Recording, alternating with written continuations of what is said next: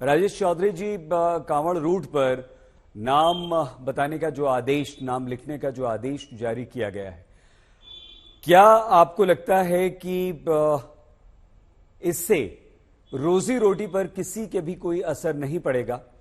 और अगर जरा सा भी आपको लगता है कि हां पड़ेगा, तो क्या राजेश चौधरी जी, योगी सरकार ने उसके बारे में कुछ सोचा है? देखिए, इसको दो नजरिए से हम देख सकते हैं। कानूनी रूप से यदि इसके बारे में हम चर्चा करेंगे तो खाद्य सुरक्षा मानक अधिनियम मनमोहन सिंह जी की सरकार में 2006 में लाया गया। 2011 में उसमें उसको लागू किया गया। कुछ नया कानून ना मोदी सरकार ने ना योगी सरकार ने बनाने का काम किया है। रही बात दूसरी रोजी रोटी की जो बात कर रहे हैं आप, नाम बताने में आपत्ति क्या है?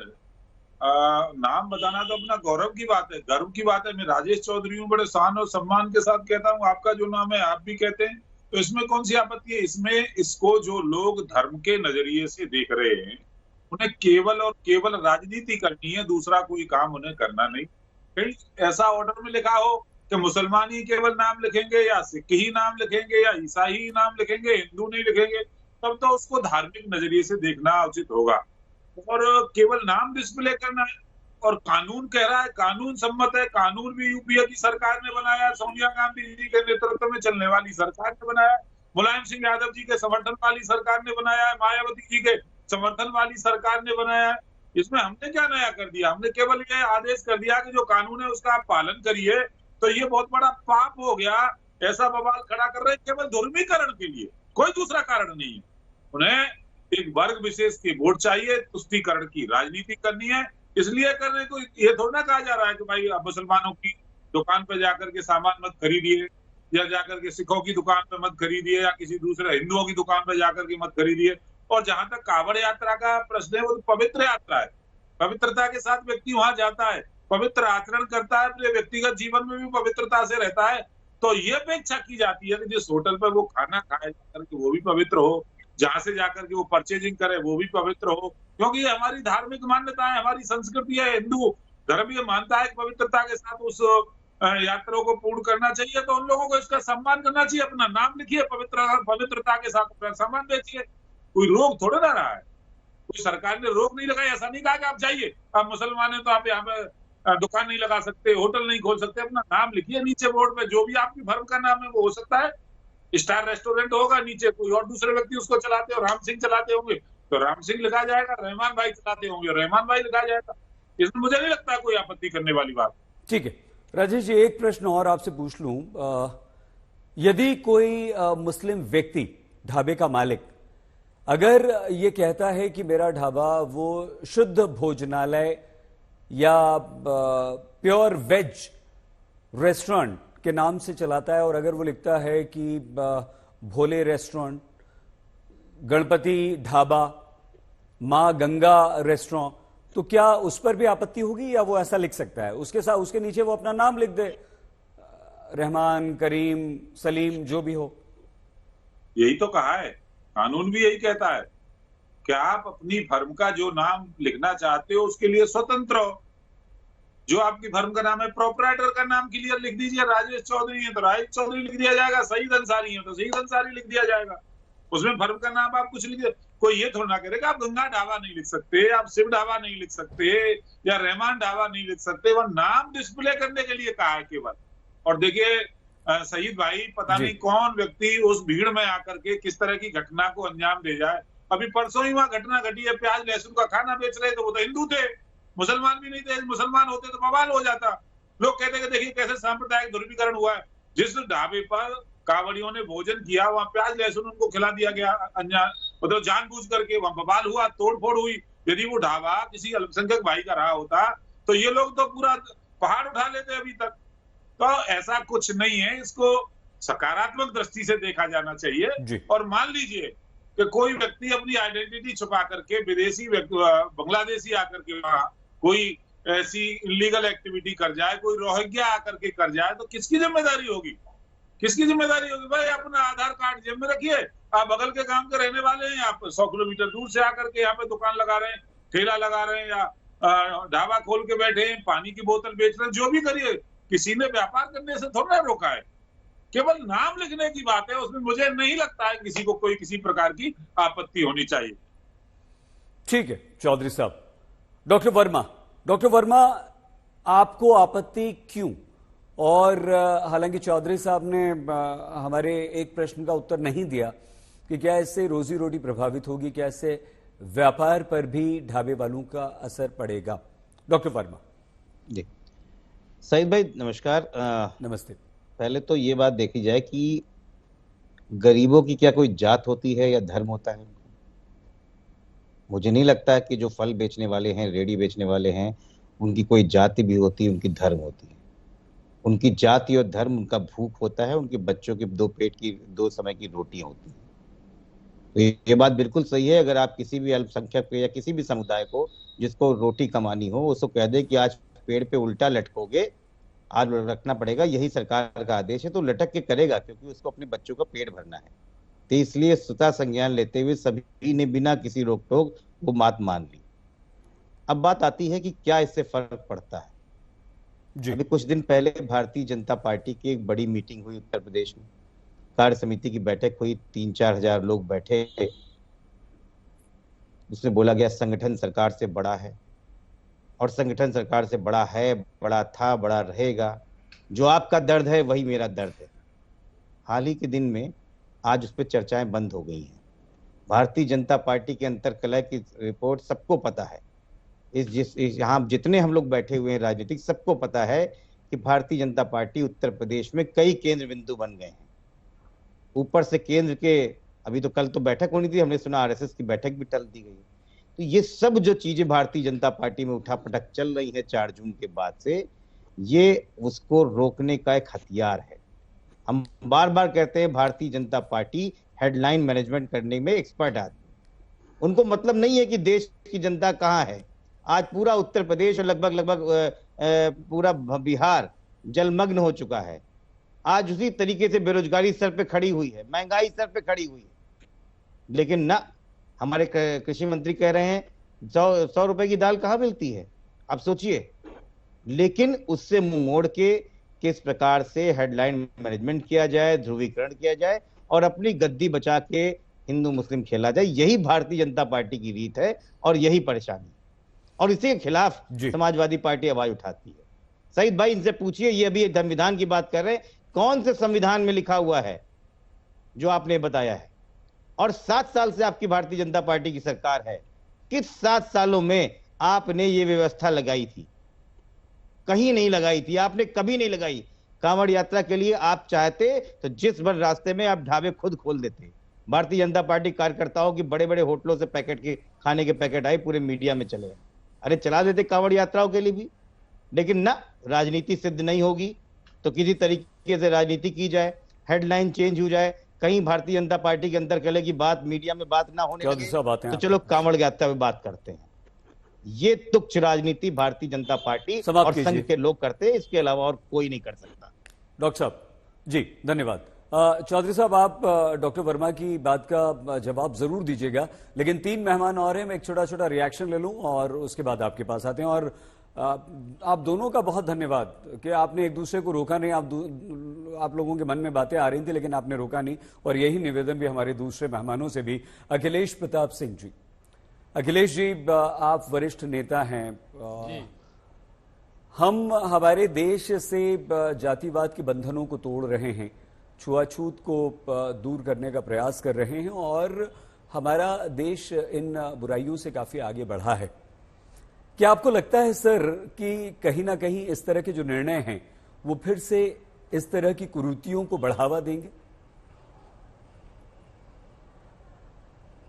देखिए, देश तो इससे बाहर निकल रहा है, लेकिन बीजेपी का यही मूल है।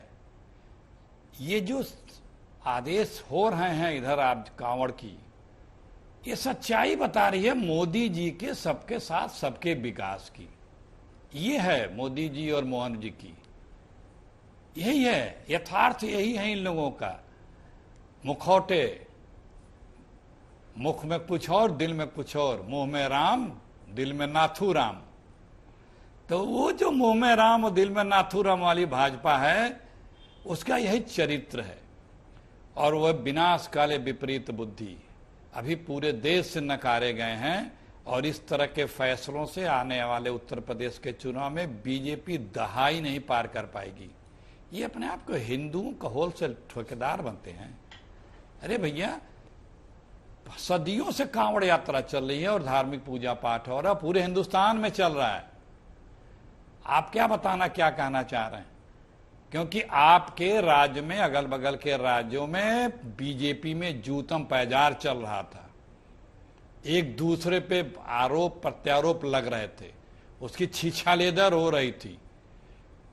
आप उससे ध्यान हटाने के लिए समाज को बांटने का प्रयास करने लगे हैं और गोदी मीडिया उसमें अपना पूरा योगदान निभा रहा है। लेकिन हर कोई इस बात को समझ रहा, हर कोई समझ रहा है इस बात को कि बीजेपी को आपसी भाईचारा पसंद नहीं है। जहां बीजेपी को लगता है कि लोग अमन चैन से रह रहे हैं, सुख शांति से रह रहे हैं, बीजेपी और आरएसएस को परेशानी शुरू रहती है। लोग इतने खुशी से क्यों रह रहे हैं, लोग इतने प्यार से क्यों रह रहे हैं? लोगों की खुशी बर्दाश्त नहीं होती, इन्हें ये हवा रिएक्शन देती है। तो ये बीजेपी का चाल चरित्र है, लोग जान गए हैं। मैंने अभी कई लोगों के बयान में सुने, एक लाला रामदेव का बयान सुना, रहते तो मैं पूछता, आप अपनी दुकानों, अपने प्रोडक्ट में ये इसको लागू करिए ना। बोल रहे थे अभी कि मैं अपना नाम छुपाना नहीं चाहता, तो दूसरा नाम क्यों नहीं, तो अपने आप भी दिखावें, करें, बतावें कि उनके फैक्ट्री में नकली तो सामान, कितने सामान उनके बैन हो चुके हैं और सरकार अभी तक उन सामानों को मार्केट में बेचने दे रही है। यहां पे अपराध देखिए बढ़ता जा रहा है, बेरोजगारी की क्या हाल है, यूपीएससी में किस तरह से एक वर्ग विशेष के संस्थान के लोगों को भर्ती किया जा रहा है, कैसे कैसे लोग वहां पे घपलेबाजी हो रही है। सर समाप्त कीजिए अखिलेश जी। उसके चेयरमैन इस्तीफा दे रहे हैं, वो किस बैकग्राउंड से आते हैं, लड़कों का भविष्य अंधकारमय किया जा रहा है। 10 साल से नौकरियों में पर्चे लीक करा जा रहे हैं, किसी को नौकरी न मिल सके। बेरोजगारी कहां पे है?